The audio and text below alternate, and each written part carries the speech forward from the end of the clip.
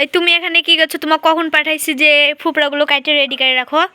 কাটবো যে আমি গাছ কুবা শুনি। গাছ কুবাতে বলিনি তো, এখানে রান্না কাটবা কখন? আমি রান্না করব কখন? এগুলা কোথায় কাটবো? নিচে লাও, পাকাতে লিও না, নাহলে আবার পাকা বা ঢইসে যাবে নি।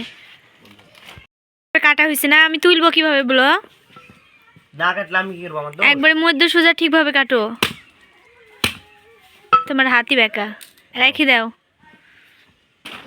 মেলাবে কি করবে এগুলা দিয়ে? এগুলো কখনো খাইছো? খাই তো। রান্না করে খাইছো? এগুলা রান্না করে খাই মানুষ? দেখো আজকে রান্না করে কি করে খাওয়াচ্ছি, তারপর ওরে বাবা। বলবা যে কেমন খেতে। অনেক শক্ত তাই না? অনেক। কতগুলো কষ্ট হলো? অবশেষে কাটা হইলো। এতগুলো দেখালে এতটুকু হলো। অতটুকুই তো মজা হবে। তুমি কি বানাও কালি তাই দেখো। লাও রান্না শুরু করে দিয়েছো? কখন খেতে পাবো? কাটতে যতটুক দেরি, আমার চড়াইতে দেরি না।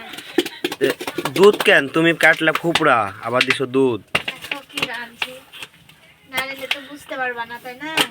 তো দর্শক আমাদের সাথেই থাকেন। কি হচ্ছে দেখ, কি রান্না করে সন্ধ্যা আজকে? আমাকে কিন্তু এখনো বলে নাই যে কি রান্না করবে। সারপ্রাইজ। চাউল কি হবে? তুমি কি ভাত রান্না করবা? এটাই তো আসল জিনিস, এটা না দিলে তো হবেই না তাই না? বেশি নিব না, শুধু এক কোটা নিলেই হবে। পোলাও চাল অনেক বাড়ি তো,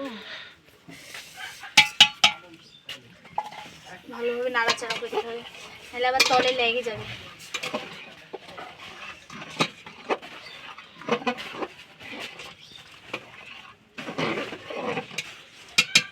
কয়েকটা গরম মশলা, কয়েকটা লং, একটা এলাচ আর তেজপাতা এগুলো দিয়ে দেবো, একটা সুন্দর ফ্লেভার আসবে।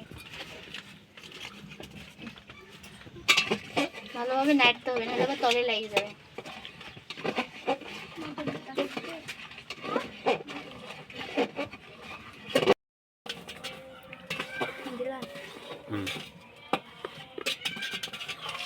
একটু বাদাম এবার দিব, একে একে সব কিছুই দিয়ে দিলাম। দুধ, তারপর চাল, গরম মশলা, এলাচ, তেজপাতা, 2-3টা লং আর বাদাম দিয়ে দিলাম আমি। এভাবে ভালোভাবে নাড়তে হবে, না হলে লেগে যাবে, জটা লেগে যাবে। জলটা আস্তে থেকে মিডিয়াম সাইজে রাখতে হবে, নাহলে আবার পড়ে যাবে বলকাই বলকাই। গ্যাসের চুলি হলে মনে করো এইসব রান্না ভালো হয়, অল্প আঁচে রেখে আস্তে আস্তে রান্না করা।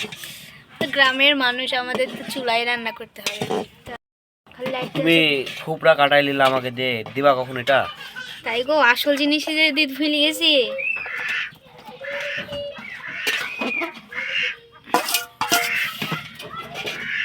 এটা কি হলো এটা বলো তো আমাকে। এটা এখনো তো কিছু হয় নাই, হবে তো তাই না? হওয়ার পর গাছি বলবো নি। অনেক সুন্দর লাগছে কিন্তু দেখতে। খেতে কেমন হবে? খাতেও সে স্মেল পাচ্ছে না কেমন?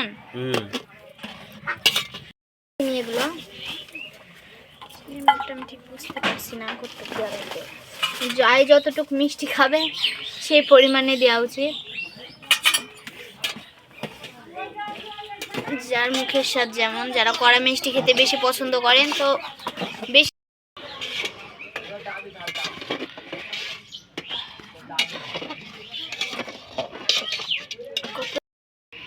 মিষ্টির ব্যালেন্স রাখার জন্য আমরা সামান্য একটু পরিমাণ লবণ দেবো, তাহলে মিষ্টিটা ঠিক আসবে। দেখতে পাচ্ছ কত সুন্দর একটা ঘ্রাণ বের হয়েছে। কতক্ষণ লাগবে তোমার? এই তো হয়ে গেছে। হয়ে গেছে? কখন থেকে তুমি বলছো হয়ে গেছে হয়ে গেছে? এবার হয়ে গেছে, ফাইনালি হয়ে গেছে।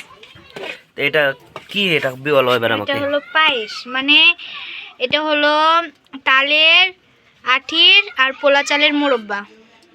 তাই তো এটা কি কি দিয়ে করলা?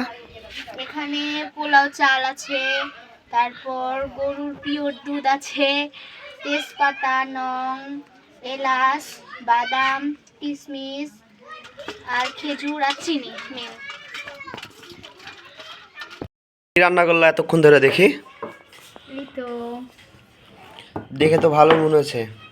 খাওয়া যাবে? এটা খাওয়া যাবে না, এত সুন্দর করে রান্নাম এতক্ষণ ধরে খাওয়া।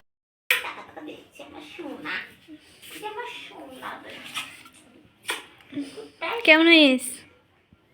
অসাধারণ। সেই স্বাদ। তো এত কষ্ট করে রান্না সফল হলো, অসাধারণ হয়েছে খেতে। আপনারা যারা কখনো খান নাই অবশ্যই বাসায় ট্রাই করবেন, অসম্ভব সুন্দর খেতে। আজকের ভিডিও এতটুকু পর্যন্তই। আল্লাহ হাফেজ সবাইকে। কমেন্টে জানাবেন কেমন হয়েছে।